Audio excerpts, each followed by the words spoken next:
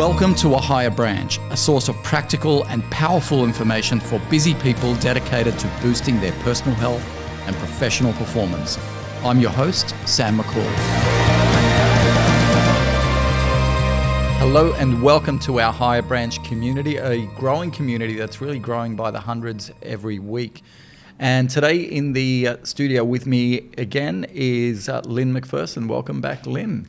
Thank you, Sam. Lovely to be here. The reason why I wanted to ask you back because I wanted to get more case studies from you because we've spoken offline about a few people with multiple issues that you've been able to heal. And a lot of those issues are universal to a lot of people. Yes. And for our High Branch community would know about the 8 areas of life, which is one of the frameworks that we urge people to make sure they focus on each one of those 8 elements. And if you're watching right now, you'll see that framework pop up on a screen.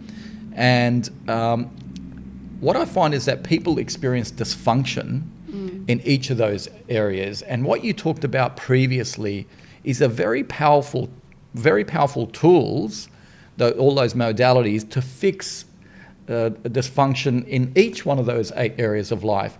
And one of those that you touched on was relationships. And you said something to me offline which was completely blew me away, and that is that there is no such thing as couples therapy because you can't fix a relationship. Is that right?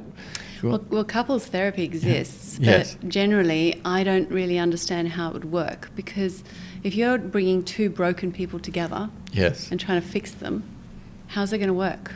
They're still broken. So the way that I work is I'll say to people, come in as a couple, Yes. and we'll talk about what you want to fix as a couple, and then work on yourselves individually and find your essence, get yourself back, get your mojo back. Yes. Right? Who you really are.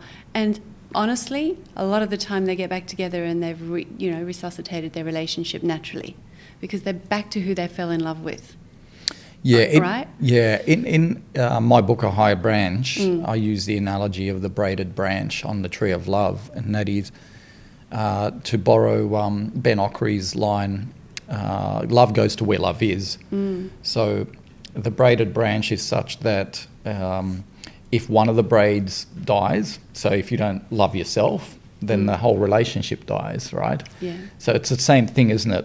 It's very similar, because if you work on yourself and you enable yourself to thrive again and you become, who you really want to be, and you're happy again within yourself, and the other person's doing that as well, then you're going to come together and you're either going to find, we gel and we're back to where we need to be, or you're going to find we've evolved, we're different people, we're actually not going to work anymore. But either way, it's a win-win, because you've done this work on yourself, you know yourself better, you haven't wasted your time trying to fix something that's not going to work when you're both broken. So you fix yourself and then you move on either into the relationship or separate. Okay.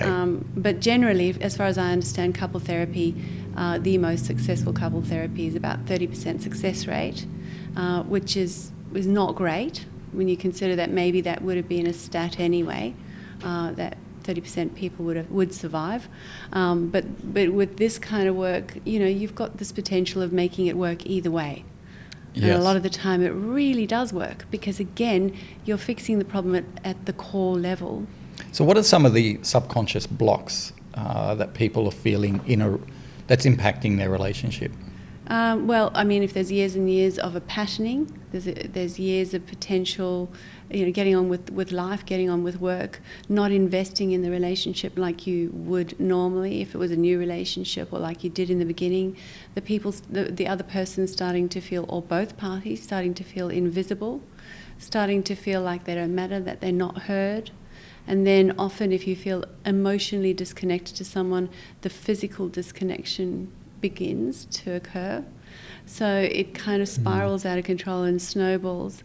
I think I said to you earlier, my dad used to say, making love starts in the morning when you get up. So it's about everything you do throughout the day. Yes. And if you're not connected to your partner throughout the day, if you're not listening, if you're not engaged, if you're not interested, then that's going to impact on your physical relationship, and then that's going to impact on your emotional connection.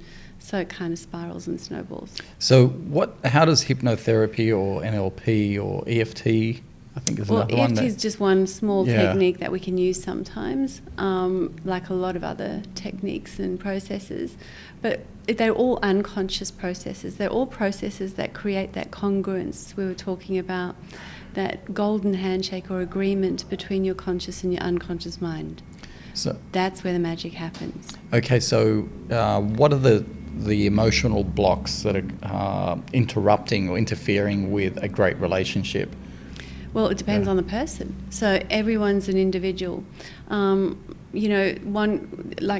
One person might feel that their way of relaxing is watching TV at night, and the other person might think when you watch TV at night, you're disconnecting from me, you don't want to talk to me. Right. Like stupid little simple things often yes. that create or plant a seed that just grows. When you work with each person individually and you find out they find out how to enable themselves to be their confident, happy self again and thrive, they become more attractive, they become more present, they're able to be more in the moment with their partner, and if they're both doing that, then when they come together, it's actually incredible what happens. They're like, oh, my relationship's better than it ever was after 20 years. So it's quite interesting how that can work really effectively. And just if you understand the way the body and mind work, that's a much more effective way to work with couples, in my opinion, than doing it together. Wow. So your most amazing results have been with people who suffer trauma, anxieties, phobias. Do those things obviously cripple the person, but by crippling the person, they cripple the relationship? Absolutely. How are people getting together when they go into a relationship with those problems? A lot of people are not. So I treat people all the time who have terrible fears of intimacy. So that actually stops them from getting into a relationship. Yeah. And until they clear wherever that came from, yes, which we just don't know. And often you don't even find out, but your unconscious mind knows. So when you know how to clear that and you allow your unconscious mind to clear it and resolve it and dissolve it, and then you enable them to create and generate who they really are and replace that void with something really positive, right? They become who they want to be. And suddenly, that before we talked about pathways through the bush and triggers to walk down a certain neurological pathway, that trigger's gone. So they don't actually go down that old way anymore. Okay. So all of a sudden they find themselves responding and reacting in a different way, and no longer are they fearing intimacy, they're actually excited about it suddenly. They don't even know why. So it's kind of like, and they don't know why because it's been resolved unconsciously. Yep. They're not aware of what's happened at that cognitive level. Right. Yeah. Now, some of the, in our first conversation that we had, some of the stories that you shared with us really resonated with me. So do you mind sharing some other case studies you have of your own clients? Because I think that's when people relate to, what you do, how hypnotherapy and unlocking the power of the subconscious mind can really help them. And I think it's the power of those stories that you've told me about offline. So you had one particular client, a male? Yeah, well, he was a young man who had this terrible fear of intimacy and social anxiety, terrible social anxiety. He couldn't go out, really, without worrying all the time and being afraid of what he said and feeling like he was judged, and had this sense of needing to be perfect, which was debilitating, really. And I guess, he tried everything. He tried a whole lot of different things and nothing had worked, because he was working at that cognitive level. Mm-hmm. But when he allowed his unconscious mind to come in and fix the issue, it happened within a double session. So at the start of that session, these issues were huge. He was ranking them, scaling them at 200 out of 10, for instance, and by the end they weren't there anymore. So these changes are instant because your body wants to be in that state of ease we were talking about. It doesn't want to be in this state of unease, anxiety, questioning yourself, critiquing yourself all the time. So it was fantastic. And this guy, he looked like a different man. His physiology changed. his whole body language changed, the way he spoke changed. His eye contact was suddenly amazing. So why did he come to see you? To get over his fear of intimacy. Okay, so that was his core problem. Core problem. What were the secondary problems? But all these other problems, like, social anxiety, general social anxiety, negative self-talk, fear of rejection, which all goes together. And you'll find that, people will come in with a variety, an array of issues, but they're all interrelated. So what are the common negative self-talk that we indulge in, or that he indulged in, if he was like an example? It's like that voice in your head that says, are they going to like me? Am I good enough? What are they going to think of me? They're probably thinking this, that, whatever. Is this going to work out? That voice of fear and doubt and constantly self-critiquing, very critical usually of yourself, but also often of other people. And then, questioning, instead of, you were saying in the last time we discussed things like this, you were saying that you visualize good stuff happening. Negative self-talk is the opposite. You're constantly almost visualize and talking yourself into something negative happening, if you like. Reminds me of the character of George Costanza on Seinfeld. It's like, why would she like me? Why? Yeah, it's true. There's nothing to like. Yeah, exactly. Yeah. And it sounds funny, in a sitcom context, but it's quite debilitating for people who think like that, self-critical. How did that impact his, the 8 areas of his life, his work life, his friendships, his learning? So how did... He couldn't speak publicly, so he had a job where he needed to speak publicly in large groups, or not very large groups, like 10 or 12 people, and he was really struggling with that and avoiding that at all costs. So he got over that. He was able to go out and, actually approach somebody that he found attractive. He was able to pursue a relationship that he was interested in pursuing suddenly for the first time in his life. So he was actually looking forward to experiencing intimacy. His life just completely transformed. Okay, so at what moment did that transformation happen? Like, how does a person go from being afraid to go up to, say, someone at a bar and introduce themselves and striking up a what are the fears that he was telling himself, and how did he overcome those fears? It was a fear of rejection. So it was a fear of being humiliated, fear of feeling stupid or being embarrassed. And but what's the problem with being rejected or being humiliated? Who cares? Yeah, well, that's you talking. Okay, a lot of people don't feel like that. Yeah. I agree with you. I just see rejection as redirection. It's just, let's move on. But he didn't see it like that. So he was constantly afraid of bad things happening. And so when he reframed it, when he was able to understand we're just energy in a body, that's all we are.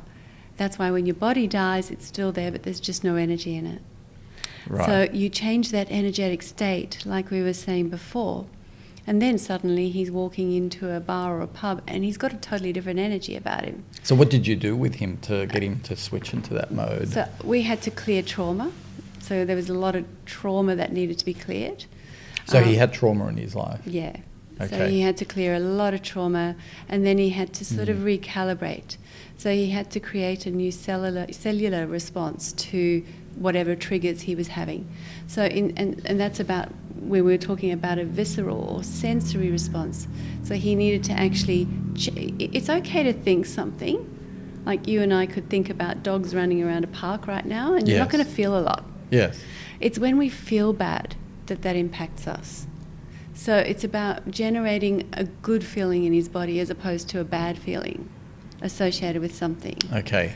Yep. And then when he knows how to do that, he can take that into wherever he's going. So if he's about to talk in front of a group, he's not afraid of his feelings again, like we discussed earlier. Yes. Owning those feelings. Okay, this is important to me. That's why I'm feeling this. So did you do that in hypnotherapy? Yeah. Okay. So we work at that level, but at a very deep sensory level, as well as at a conscious level, to create that congruence. Yes. Do you know what I mean? Yes. Yeah, absolutely. Yeah. So the most powerful thing about hypnotherapy that I learned from you in our first conversation was that it's you get results really quickly. Very quickly. 2 to 6 sessions, right? It can happen in an instant sometimes. Yeah. So I will, yeah, I mean, I see people change within 3, 4, 5, 6 sessions forever. And sometimes it's a lifetime. Often it's a lifetime of things that they just resolve instantly and permanently. Another area that's very debilitating that people don't realise is debilitating is stuttering. So stuttering is extremely difficult to treat. But when I started working with people who stuttered, I'm not a speech therapist, but I just understand the mind. Yes. And my first stutterer was a 12-year-old boy. And so when I understood what his mind was doing, I was able to work with him to resolve his stutter, which was about a whole variety of things, including, again, trauma and a whole lot of anxiety-related issues that were all intertwined with it. And then also allowing his speech to become more unconscious. So, because the unconscious mind, the natural state for us is to speak normally. Exactly. You don't think about your speech when you speak. Should just happen, that's right. Right, yeah. Nor do I. Yeah. And if you try to, you might start stuttering, right? So, this is all about understanding your mind and how it works. And the interesting thing is stuttering, people are changing their lives instantly, getting over a stutter at 73 when they've tried everything. And that just impacts their life in a huge way. 73. Yeah, that was my oldest stutter. But the interesting thing is, these guys, they can't talk on the phone. Yes. They can't get a job that requires talking. They have to do work that's just paperwork. It impacts their life in these unthinkable ways. But it all comes back to a stress and a trauma. It's almost always. Always. Almost always. So dealing with stress is a very critical part of living as a human being. Managing stress or learning how to neutralise it, sublimate it. Yeah, exactly. And it's the same with eating disorders. We talk about eating disorders in the treatments that I'm aware of, and we talk about what you need to eat and how you need to think and all that kind of stuff. I want to focus on this area quite a bit because it seems to be a growing problem, especially amongst younger women. So where do eating disorders come from? How are they created? Like, how does a 17-year-old girl develop an eating disorder? Or at the risk of sounding a bit repetitive, again, it's trauma. It is trauma. Always trauma, yeah. So what about a girl who grows up in a normal family without any trauma? I mean, or is trauma defined a little bit different to what I'm thinking of? For me, trauma is like a defining event that just rocks your world, right? Yeah, well, for those listening, trauma is something very individual, as we all know. Your trauma might be something that I find fine. Yes. So even a kid that you think grew up in a great environment, she might have been traumatized by something that to her was terrible. It doesn't matter how we interpret it. Yes. In fact, Can you give us an example of trauma? Something that's wounded her, something that's made her feel inadequate or out of control. Maybe something as simple as not being picked up for 3 hours and feeling abandoned. All kinds of things can create. That happened a few times. That could start to create a trauma or a trauma pattern. As parents leaving their kids. Or forgetting to pick them up, or not being present, or usually with eating disorders it's something much more serious than that, to be honest. Yeah. But, it's about control. It's about control. Yeah. So they feel that they've lost control in some way, and then the eating disorder is just a form of their unconscious mind. They responding to their unconscious mind's requirement to have more control, but they're doing it in a dysfunctional way, which is an eating disorder. So what we do is we address that communication from your unconscious mind, which is we need to fix this control issue. Yes. But we do it in a functional way. And then the control issue is no longer there, and there's no need to deprive yourself, as in anorexia, or to binge and purge, as in bulimia, because there's no urge to purge anymore, no urge to binge anymore. We've wiped it out at the root level, if you know what I mean. The need to control comes from a fear. Yeah, you feel like you're out of control. Yes. So the need to control comes from a fear of not being in control. Do we need to be in control? Well, I don't think so. We need to surrender, don't we, to the outcome of life? Yeah, we need to actually let go of control. Yes. And surrender to the moment, be in the moment, and make the best of every single moment. And this is something that a lot of my clients struggle with, is finding that ability to be in the moment. Because let's talk about that as well, because that's a lot of people that I come across in the corporate world just find it difficult to be present, to enjoy the beauty around them. Exactly. So it's a big problem, massive problem. They're lost in their thoughts. Yeah. So how do we live in the moment? Okay, so when you're lost in your thoughts, yes. as you've just said, you've lost that moment, which is life, right? If you're worried about the past, which is over, so it's pointless, it's over. Yes. You've lost the moment.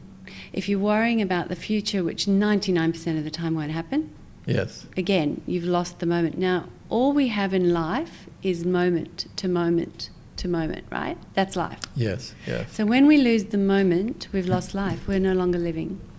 Because we're not, we're not present. We're not alive. present. Yeah. So we're actually almost in this mechanical mindset, robotic mindset, where we've lost our humanity. We've lost our ability to be in that moment that is, in fact, life.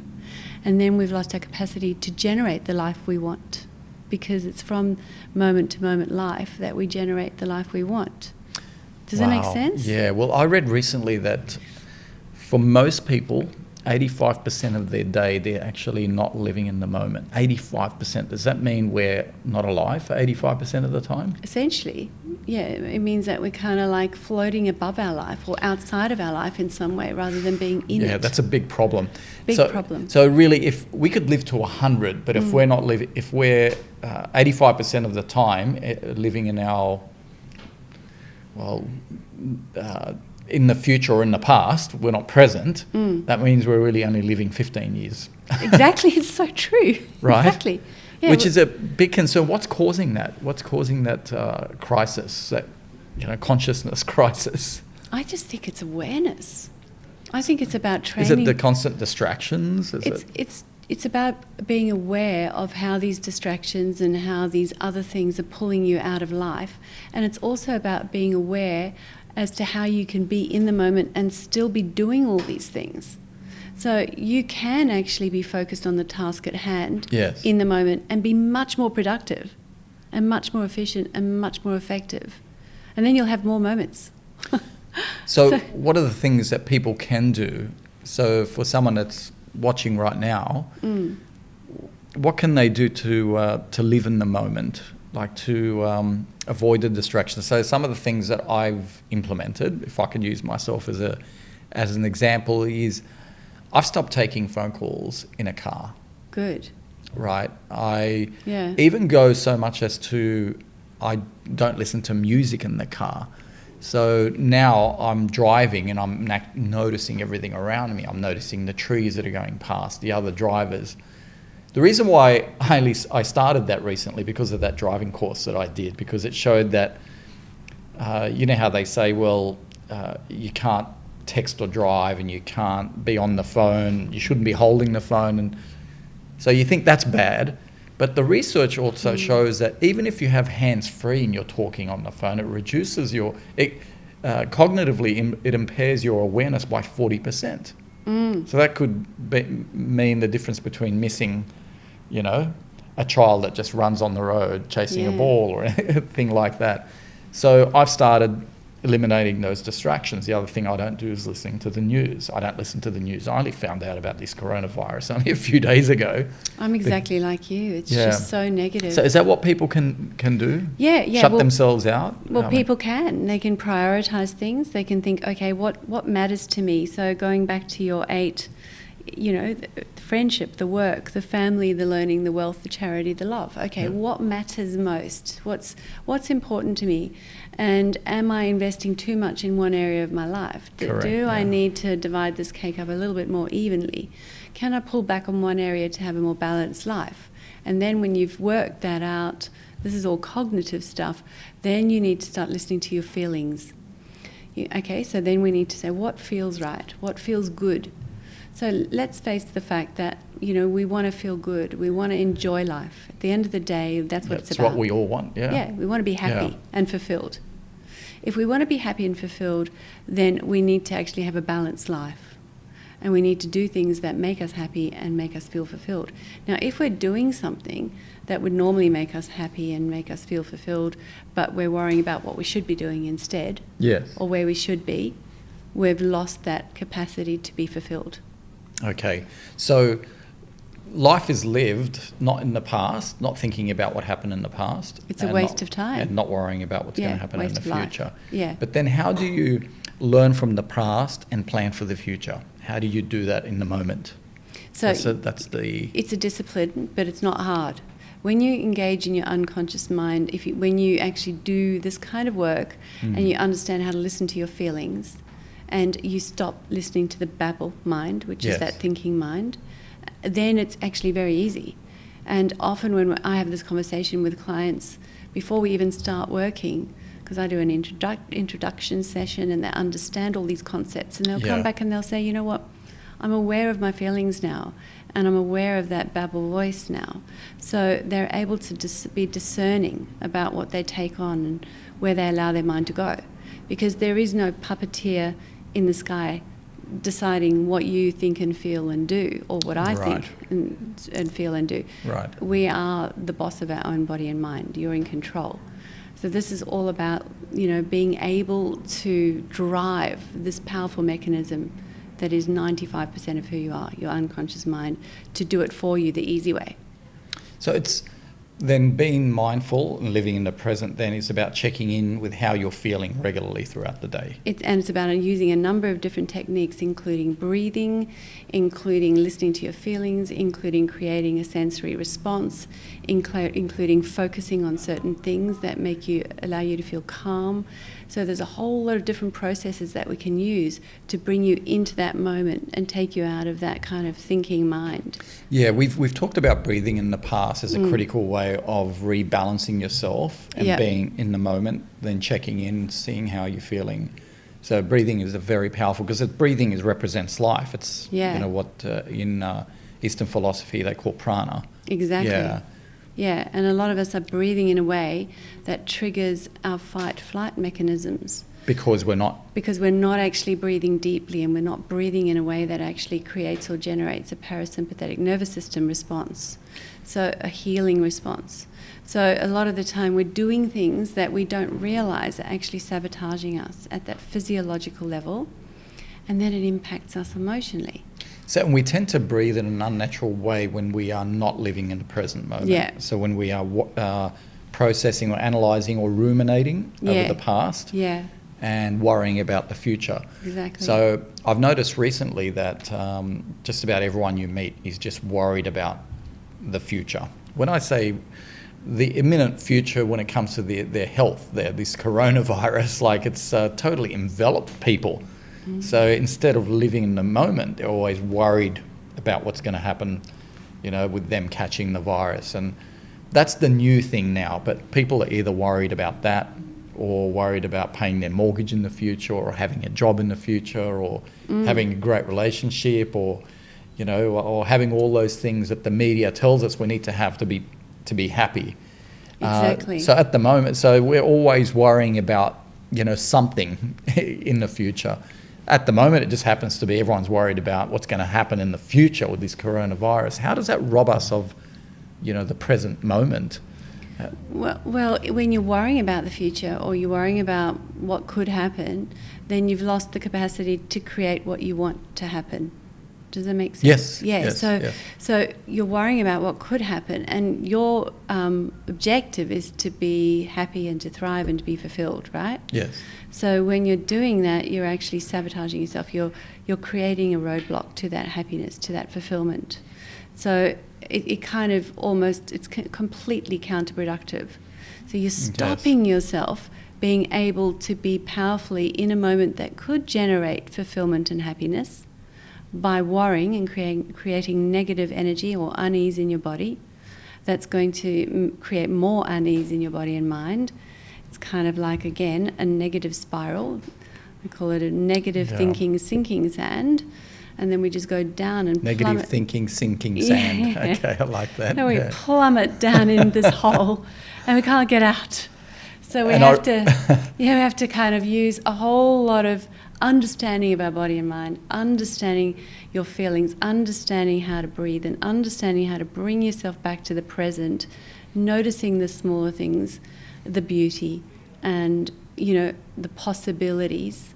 Yes. And that's what allows you to come back to creating a future. Beautiful, Yeah. very, very powerful. And ironically, when you're in that negative state where you're worried about the future, you're going into, like you said, you're in a state of fight or flight, that puts you in a state of unease, which then puts you susceptible to disease. Exactly. So ironically, worrying about this virus, it puts you in a state where you're more susceptible because it dampens your immune system. Well, luckily we're spreading good stuff, not just coronavirus. Here we're doing some really good stuff. That's right. But I guess, you know, it's like a bit like a phobia. It's become a bit like a phobia, this coronavirus. The reality is at the moment there's a 2% fatality rate, right? That's the reality. That's with reported cases. Well, that's too. Exactly. So Yeah, it's my probably a lot lower. Yeah, my doctor's telling me that the unreported cases would bring this virus down to like a 0.1% fatality rate, which is equivalent to the flu. Exactly. But anyway, we don't want to give it too much oxygen. But all I'm saying yeah. is that's become, like any other phobia, it's not real. So it's a misperception of reality. Yes. Okay, so that robs us of our present day happiness. Of our happiness. So anybody that's got a phobia would know what that feels like. They're constantly in fear of seeing a spider, for instance, or seeing an ant or an insect of any kind. Tell me about spiders, phobia of spiders, because I know quite a few people with that phobia. Actually, I had a young boy, yes. Who came in to see me, and he had a fear, not just of all insects, spiders especially, yes. but a fear of actually going to sleep because he could get bitten by an insect, and he didn't think his body or my body was strong enough to overcome the bite, and that it was going to kill him. So he couldn't sleep at night because he had this terrible fear. Poor baby of being bitten, and then where did that come from? Well, it doesn't matter because it's unconscious and he had no idea. And nor do I. Yes. I don't have to know. And I didn't even go there. So that's the other thing about this work. We don't focus on the problem. We focus on what we call the solution or the transformation. And you can't reason your way with this boy. No. You can't say, well, it's not going to happen. You can't think. So how do you, we talk. This is the core essence of what you do, right? Yeah, this is the cool stuff. So he's a kid. So we talked about his inner Superman who knows how to fix this stuff and doesn't want to be plagued with this stuff and actually wants to sleep at night, all that stuff, sort of, you know. And so long story short, you know, within his first double session, you know, he was sleeping through the night and he didn't have any fear. And we watched a video of a spider and he said, can't even, you know, it just looks like a tiny little insect. There was no response, no response at all within him, no fear. So it was completely wiped out. And he was completely blown away, like everybody else. People are in absolute shock. This is in one session? This is a double session. Double session, right. He was saying to me, I don't even know how this is possible. So when his dad came back in and he told his dad, he was just actually literally in shock. He said, I can't believe it. I don't have any fear of spiders and I don't have any fear of insects. I'm not worried about going to sleep anymore. Wow. And, you know, and he That's had incredible. Other anxieties, because usually we do when we've got phobias, and they were all wiped out. Because of that one phobia caused so many other anxieties. Anxiety about going to sleep, you know, waking up on time, being fresh for school, being cognitively... Dying. Dying, yeah. So, Is it easier to fix these phobias in children the younger you are, or doesn't really matter? Doesn't really matter. It's about someone's willingness to fix it. I mean, I had a young woman, she was probably... Why wouldn't anyone be unwilling to fix it? Because some people are attached to the problem, or they don't believe in the processes, or they're constantly thinking this won't work and then it won't work. So it's rare. Yes. In my experience, it's about maybe 2% of people. Yes. But if they are determined that it's not going to work, then I can't make it work. It's like you can't trick your mind. I had one guy come in and he had terrible anxiety with regard to women because he'd had a horrible relationship and breakup with a woman. Yes. So he couldn't talk to any women at all. And so he wanted to overcome that. That was his main reason for coming in. He also had social anxiety and a number of confidence issues and unwanted behaviours. One of those unwanted behaviours was smoking. Long story short, he overcame all of these things, which were huge, but he was still smoking. And he said to me, well, I don't want to stop the smoking. I wanted all these other... He actually became a womanizer. Yeah. He was like really doing well. Yes. But he still wanted to smoke because he liked smoking. So he said, I'm not ready to give that up. So you can't make your body mind give up something it doesn't want to give up. Like if you send your spouse in, or someone sends their partner in to become really motivated at something, or become more motivated. And, the spouse might want them to become motivated around the house and fix things and clean up. Yes. That person might come to me and become super motivated to do an acting course or to do something their partner would hate them to do. It's just not, you're just not going to... This is a classic story with teenagers, for instance. Yes. The parents want them to do really well at school. School, yep. Yeah, get great grades, have a tidy room, and they come to me and they become really good at soccer. Or, they become really good at, chatting up girls or whatever it is they want. Yes. Public speaking even. Yes. But they're not going to have a tidy room and they don't want good grades. So it's what they want. It's what they want that they're going to get. Want. Yeah. And we tend to want, if we're true to ourselves, what we are born to want. Yes. I think one of the scariest questions you can ask someone is, what do you want to want? Well, that's exactly right, because sometimes we want what we don't need. Yeah. Isn't that right? That's right. Yeah. So we want things that we think we want things that, would be good, but they're actually not that good for us.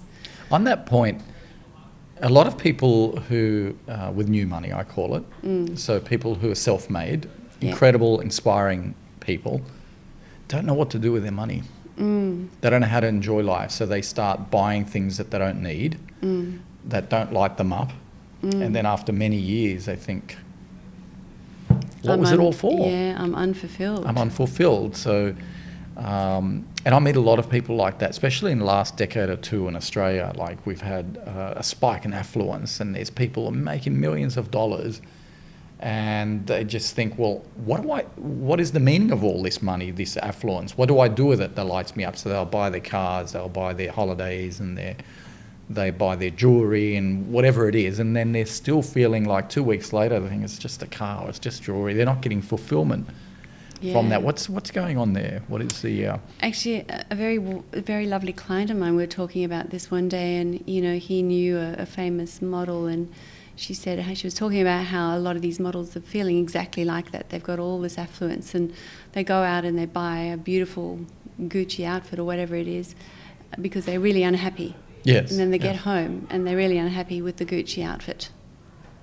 So it doesn't make any difference because it's outside of yourself. And happiness, as cliche as it is, like I said last time, it starts within.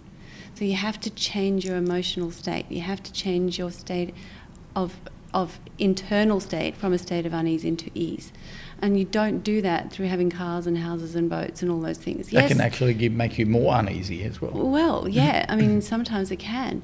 But if you are doing things that make you feel really good and that generate that fulfillment at these deep levels, and I see a lot of people who are looking to do that, and that comes out of close relationships and intimacy and love and all these other things that we forget and neglect. Yes. Then suddenly we start feeling fulfilled. So if you have the boat, but you're inviting all your loved ones on it, and you're giving it to people who, to use sometimes who just wouldn't be able to afford a boat, and you're doing good things with your money. Yeah, it's not the boat. It's not what the you boat. Can do with it's it. what you can do with it. Yeah. If you're investing in something that's really worthwhile and helping somebody who's doing really good work to get that work out there into the community and help people who are really struggling. Yes. Then you're going to feel fulfilled, right? Or helping, giving capital to a startup. Yeah. To help someone else kickstart their business, that would bring you fulfillment. Which is where your charity component comes in, I guess. So, yeah, absolutely. Yeah. So it's about giving back. It's about not just all about me and only me. It's about, that understanding we're interconnected human beings. That's my view of it. Absolutely. I mean, our crusade is basically to get people to find fulfillment in things that don't cost money. So, love and intimacy, does not cost you anything. That's right. You know, you don't, and the reason we're on that crusade is because it takes the pressure off you as a human being. So cycle through our 8 areas, love and intimacy, as I said, doesn't cost you anything. Unconditional love and support for your family, and the feeling that you get from that unconditional love and support is incredible, and it doesn't cost you anything. Working for love rather than for money doesn't cost you anything. Yeah. The ability to keep learning and growing as an individual, that's one of the other elements. We need to feel like we're growing, and the only way we grow is to learn. Now, it doesn't cost you much to buy a book and learn. It doesn't cost you anything to listen to a podcast, right? Exactly. So if we can start defining our wealth in these 8 areas, then we start figuring out where we can spend our money. So my message to a lot of people who have made a lot of wealth is that they say, what do I do with this money? I say, use it in those 8 areas of life. Yeah. So everything for me goes back to that symbiotic relationship between those 8 areas. That's always my North Star. So I come back to that. It's not about buying, it's not about going to a fancy restaurant. It's about who you take with you. Yeah, and it's about doing something good and wholesome that helps other people, not just you. So it's avoiding that all for me and only me mentality. So it's about actually understanding that you're part of a larger community, you're part of a larger society, making a difference in the world around you, and making the world around you a better place. There's nothing more fulfilling than that, really. Does that connect people more and more into their subconscious? Yes, because your unconscious mind is that energetic part of yourself, that energy in your body part of yourself, and we're all energy in a body. Right. So on that, I mean, this is getting a little bit sort of... That's okay, yeah. Yep. It's a little bit more esoteric, but basically on that energy level, we're all interconnected. Yes, absolutely. Right? Yep. So then when you're creating, you're helping to change the people around you at that energetic level by doing something good. Yes. That's going to impact on you. You're going to feel really good. Yes. Yeah? Whether you like it or not. Yeah, which is great. I mean, why wouldn't you like that? Yeah, whether you, it's like what we said earlier, you don't have to try. Yeah, it's easy. It's easy, yeah. And that's how life is meant to be. It's like the grass doesn't try to grow, it just grows. Exactly. Us feeling happy and feeling at ease is an innate thing. So it's not about doing something to return us to that state. It's about eliminating the noise. It's about eliminating what took us away from that state. So and it's about resolving and dissolving what blocked that state in the first place. So we clean out our houses, our cupboards, our kitchens, even our laptops, but we forget to clear our bodies and minds. Oh wow, that's really powerful. So how can we do that? If someone's listening and watching right now, what's the one thing that they can do in their day, like? Okay, so I take 2 hours with people to do this with them, and it's very individual. Okay. So, but generally, thinking on the spot, a good way to keep your mind clear and pure is to not engage in anything that pollutes it. So thinking about the past, which is over, thinking about the future, which is not going to happen 99% of the time, worrying about what you're not doing, which is a waste of life.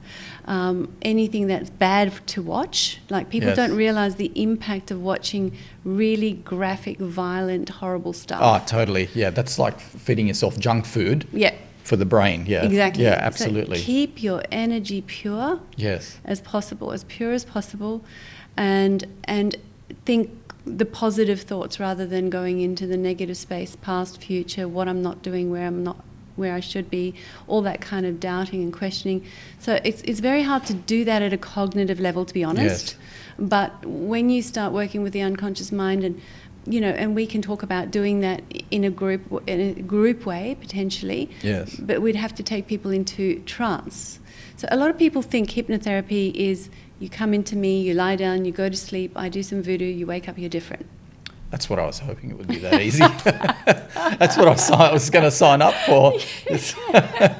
Sorry, go on. Yeah, but I'm not a witch doctor, and I wouldn't want that anyway. Yes. So, because then you don't know how to drive this power force. So the beauty of this work is you use it to overcome what you don't want, and Yes. then when you know how to do it, you get what you do want out of using the same processes. So that's the Okay. cool part.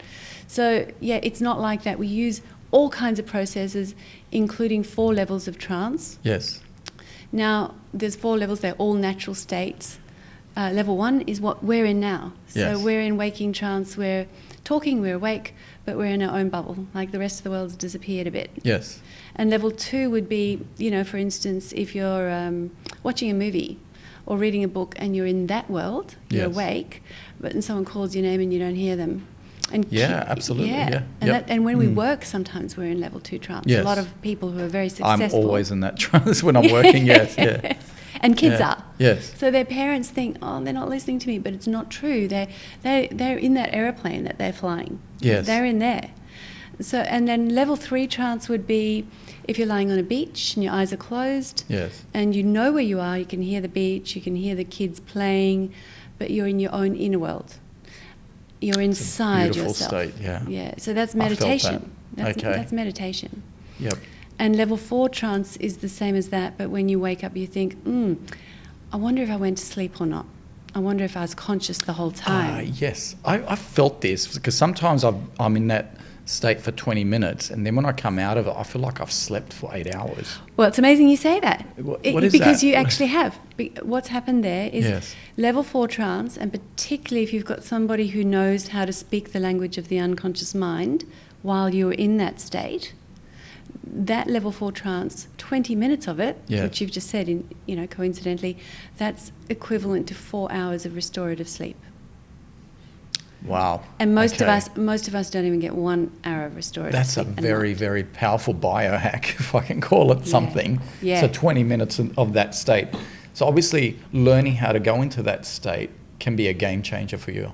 Yeah, well, whole life. I've got a CD that will take people straight into that, or they can download it. But basically, if you allow yourself to relax and you go into that state, you basically allow your body to rewire, to recalibrate, to refire, for everything to heal.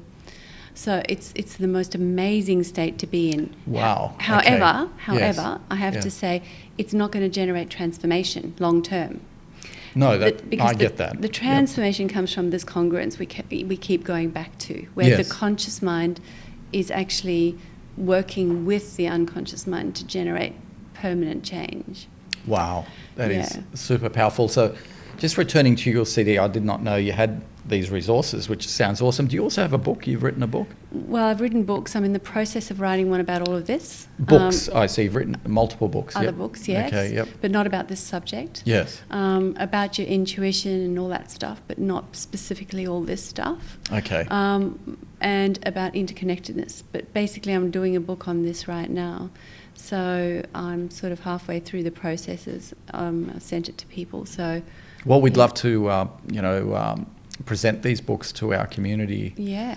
So I'll get more information from you, and we'll put a link in with this podcast. And if you're watching on our YouTube channel at the moment, we'll just have a look at the link, and that'll go to your website. So where can people find you, Lyn?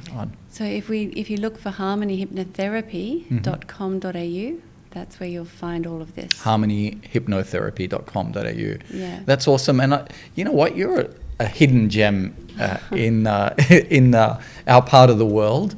And Thank you, it's Sam. really awesome for us to discover your work and what you do and the passion that you bring to it.